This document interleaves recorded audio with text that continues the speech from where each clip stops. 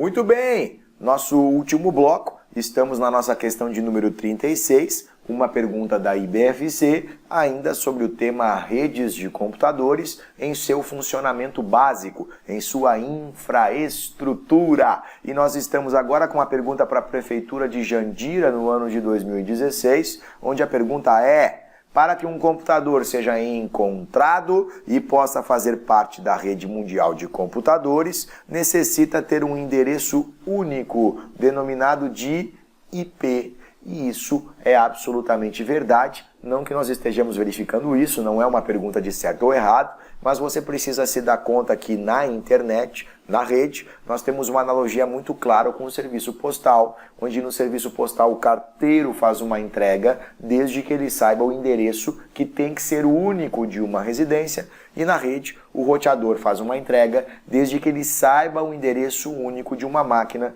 O nome desse endereço é IP. Bacana, assinale a alternativa que apresenta um endereço IP válido. Isso é muito comum em provas de concurso perguntar quando um IP é válido, ou seja, quando esse endereço é suficiente, está correto para que uma entrega seja realizada.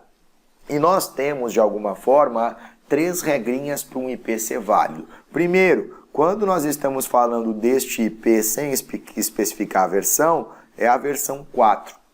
A versão 4 possui 32 bits e ela possui 4 conjuntos numéricos, portanto, cada um com 8 bits, e esses conjuntos precisam ser separados quando fornecidos por pontos, ponto, ponto. Então, primeira regra, 4 conjuntos. Segunda regra, separado por ponto.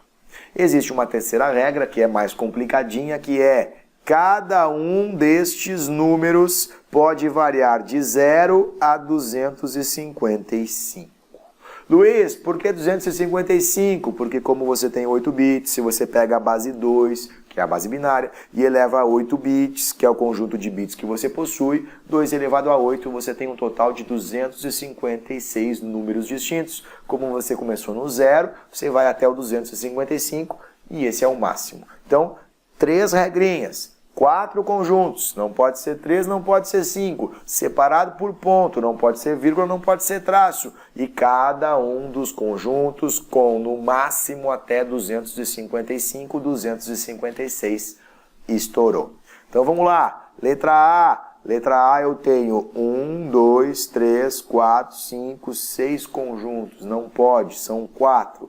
Letra B, 1, 2, 3, 4, tá correto. Separado por ponto, tá correto. 172, 31, 110, 10. Nenhum estourou 255, nós marcamos a letra B.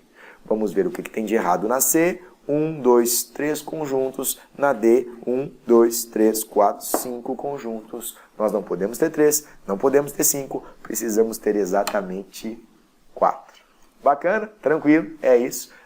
Evidencie o conceito, seja feliz, e vamos para a nossa questão de número 37.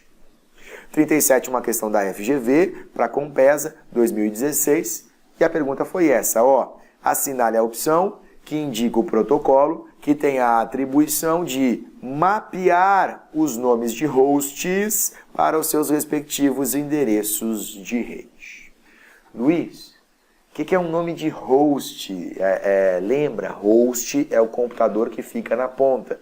E no caso da rede, nós temos 2. De um lado um cliente, de um lado um servidor, conversando através de vários computadores no meio do caminho, que nesse momento não nos interessam. Nós estamos interessados nos computadores da ponta, que são os hosts. O que é o endereço? É uma maneira com que um endereça o outro. Pergunta, quem é que começa? O cliente. Então o cliente tem que saber quem é o endereço do servidor. Nesse caso, esse host, então, é o nome do servidor.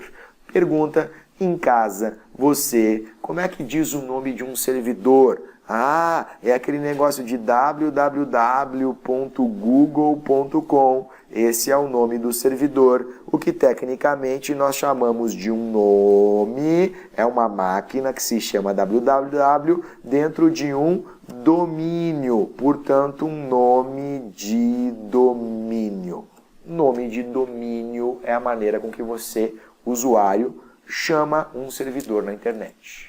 Porém, seu computador vai dizer assim para você: Luiz, eu não tenho a menor ideia do que é esse negócio de www.google.com. O meu negócio é saber quem é o endereço IP. Só trocando a cor para você enxergar aqui melhor. Quem é o endereço IP de um servidor, porque o seu computador fala números. Quem fala nome de domínio é você como ser humano. Quando você entra no nome de domínio, ele diz não tem a menor ideia. Quando ele diz para você o IP, você diz também não tem a menor ideia. E esse IP é um endereço de um computador na rede, por isso que está escrito aqui endereço de rede.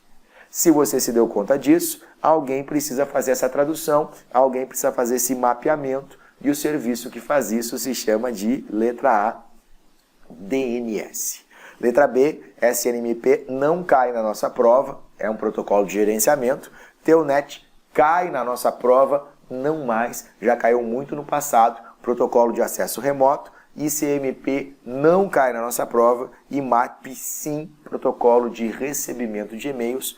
Nós ficamos com a letra A.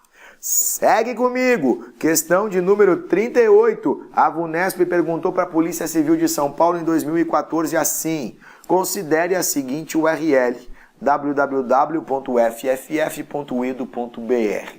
O que, abrindo um parênteses, é uma licença poética que a VUNESP faz. Isso não é uma URL, é um nome de domínio. Uma URL precisa de mais informações além das declaradas.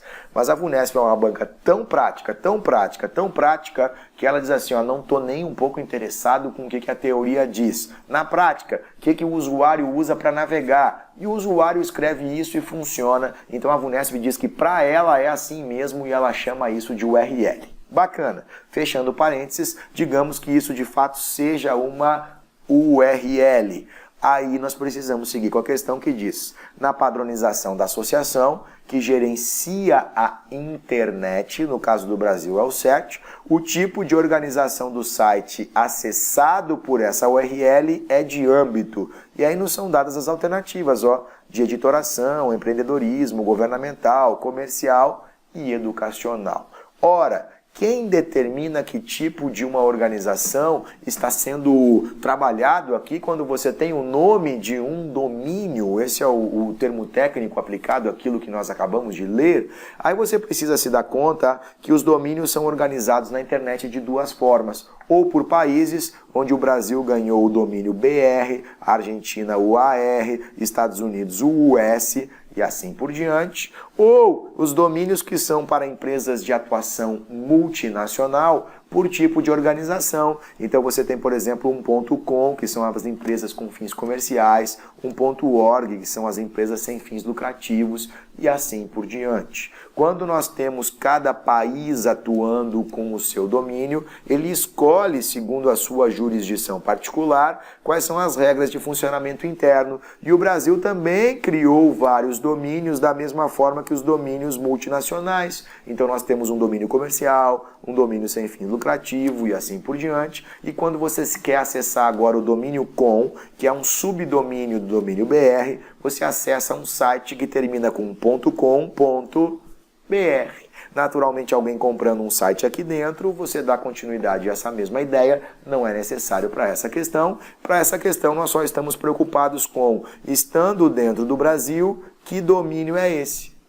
E o .edu é o domínio responsável pelo âmbito educacional, letra E. Quando nós temos comercial, é .com, governamental é .gov, e isso que interessa na hora da prova, além, é claro, do .org, que é organização sem fins lucrativos. Bacana! Segue comigo. Questão de número 39. A CESP perguntou para o MEC em 2015. E a pergunta é essa. A respeito da computação na nuvem, blá, blá, blá, blá, blá, blá, descarta a introdução, não nos interessa, é só situacional. A pergunta pela qual eu tenho que deliberar se está certo ou está errado vem agora. E ela diz assim: a computação em nuvem ou na nuvem, os dois estão corretos, fornece apenas serviços para armazenamento de dados. E você tem que responder se isso está certo ou se isso está errado. E sim, se você for pensar naquilo que você faz no dia a dia, está absolutamente correto, porque a gente não se dá conta. O que a gente usa de nuvem é aquilo que a gente chama, por exemplo, de Google Drive. Esse nome Drive entrega o jogo, ele virtualmente tenta emular aquilo que você tem num HD, num Drive de HD, para guardar informações. Serviço da Microsoft, OneDrive, faz a mesma ideia, iCloud, Dropbox, todos esses caras fazem armazenamento. Só que a nuvem não faz só armazenamento. E a CESP é uma banca que vai na raiz do conceito. O que é nuvem? Nuvem nada mais é do que a velha e boa ideia de um paradigma onde de um lado você tem um cliente e do outro lado você tem um servidor. Só que o que muda é que na nuvem eu não estou interessado nesse servidor em particular. Na verdade é um conjunto de vários servidores que atuam em caráter colaborativo e distribuído. Distribuído porque estão espalhados pelo planeta, colaborativo porque atuam em equipe e eles prestam um serviço para você.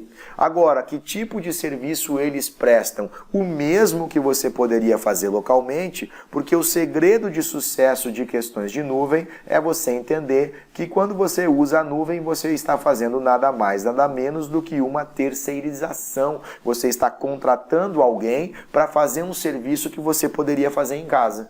Agora, o que eu posso fazer em casa em termos de computação, ou seja, usar um computador? Duas coisas. Por um lado, você usa um computador para fazer processamento, porque ele é um grande processador de dados. Então, logo esses dados são processados e você obtém informações, você, enxergando utilidade, deseja guardá-las, que é o que a gente chama de armazenamento. Então, a nuvem utiliza-se de dois grandes tipos de serviço. Armazenamento, Google Drive, OneDrive, Dropbox, iCloud. Processamento, melhor exemplo que cai em prova, Google Docs. Nota, eu quero usar um editor de textos, uso o Word. Computação local, não tenho Word, usa o bloco de notas. Me nego, então busca uma solução na nuvem. E essa solução na nuvem é o Google Docs. Quando eu estou processando um documento na nuvem, eu estou acessando através do meu navegador. Eu não estou editando texto no meu computador. Eu estou acessando o editor de texto que está em um computador na nuvem. Portanto, o processamento se dá na nuvem e uma nuvem armazena e processa. Aqui está dizendo que só armazena, então essa questão aqui está errada. Cuidado, construção de questão da CESP, esse palavra apenas é que determina que a questão está errada. Se não tivesse apenas, estaria certa. Com apenas, errado. E a nossa questão de número 40 é uma questão que a FGV fez para a Prefeitura de Osasco em 2014. A questão é essa. Uma nova tendência surgida nos últimos anos é a computação em nuvem, aliás, despencando em provas de concurso.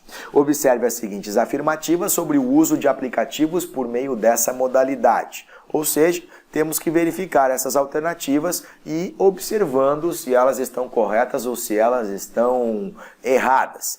Antes de respondê-las, é sempre saudável você verificar como a questão continua e nesse caso ela diz assim, não está correta a alternativa e nos são dadas aqui as 5 possibilidades. Sabendo disso, o que não está correta, você já sabe, tem 4 certas e uma errada. Do contrário, eu sairia respondendo como se não houvesse amanhã, em busca de uma ideia de essa está certa, essa está errada, essa está certa, essa está errada, assim já fica mais claro aquilo que nós precisamos fazer. Mas vamos lá, na primeira está dizendo assim, permite o uso de computadores locais, a nuvem permite o uso de computadores locais com configurações de hardware mais simples e econômicas. É verdade isso? A nuvem permite que os computadores locais sejam mais limitados em termos de hardware? Sim, porque a nuvem faz para você processamento. Ora, se eu uso um computador local e a minha necessidade de processamento é muito grande, eu tenho que ter um supercomputador. Quando eu uso a nuvem, quem tem que ter o supercomputador é a nuvem. Nuvem é Terceirização, é o terceiro que tem que ter essa grande infraestrutura agora. Você só tem que ter uma infraestrutura de acesso e acessar é simples, acessar é fácil, não precisa de muito recurso. Então, essa primeira está correta. Verifica a segunda, ó, a nuvem permite acesso aos aplicativos por meio de outros computadores. É verdade isso? Se tivesse em computação local, outros computadores podem acessar o Word que está na minha máquina? Não. Mas se tiver na nuvem, eu posso acessar o Google Docs de outras máquinas? Sim. Então essa também está certa. Verifica a terceira. Não requer instalações de software sofisticados nos computadores de onde é feito o acesso. Verdade. Muitas vezes tudo que você precisa é de um navegador. Bacana. Quarta. O gerenciamento de pastas e arquivos dos aplicativos fica bastante simplificado. O que você acha disso? Confesso a você que não tenho a menor ideia se isso está certo ou se isso está errado, porque isso é muito bege, isso é muito meio do caminho. A gente está tentando dizer se isso está certo ou se isso está errado, e está dizendo que o gerenciamento de pastas e arquivos dos aplicativos fica bastante simplificado. Simplificado em relação ao quê? A computação local. Como é que você gerencia no seu computador local os arquivos e as pastas? Não é através do Windows Explorer? Para mim parece muito simples quando você usa o Windows Explorer, não tem nada de difícil ali. Aí quando você vai usar a nuvem, você usa um navegador ou um aplicativo, não parece que fica nada diferente do que você faz. Então se não fica nada muito diferente, por que ficaria mais simplificado? Não sei. E como eu não sei, pula para a próxima, vamos avaliar a próxima. Na quinta diz, não requer o uso de senhas de acesso. Sentiu o drama? Aqui tem um erro muito grande. Por quê? Porque quando eu vou acessar a nuvem é uma prestadora de serviços sobre contrato. Muitas vezes a gente diz, eu não estou mais trabalhando com um produto Word, eu estou trabalhando com um serviço que está sendo prestado, e é daí que vem aquelas siglas, software como serviço, plataforma como serviço, infraestrutura como serviço, tudo como um serviço. Ora, como é que alguém vai prestar um serviço se não sabe quem eu sou? Eu preciso autenticar para fazer o uso da nuvem. Então, sim, a nuvem requer o uso de senhas de acesso. Luiz, mas não tem outros métodos de autenticação? Tem, mas o usual é usuário e senha, então essa está errada. E se essa está errada, a quarta, que estava meio em cima do muro, né? Se a questão dissesse o gerenciamento de pastas e arquivos dos aplicativos é bastante simples, concordo plenamente, fica bastante simplificado, dá uma ideia de que antes não era, e eu discordo. Para mim antes, não sei, para mim não mudou nada muito. A nuvem, na verdade, só tira o aplicativo local e coloca o aplicativo remoto, dando a você uma interface de acesso. E eu sei porque a questão é colocada assim, é porque essa interface precisa ser fácil, mas não necessariamente mais simples. Essa é a minha argumentação, mas nesse caso nós estamos então verificando que é a quinta errada, marcando a letra E. Bacana? Estamos fechando o nosso bloco. Foram as nossas últimas 20 questões sobre infraestrutura de redes. Na nossa próxima sequência, falaremos sobre o serviço de navegação, aquele que mais cai na parte de redes de computadores, na maioria das bancas, na maioria dos concursos. Foi muito bom, um grande abraço e até a próxima.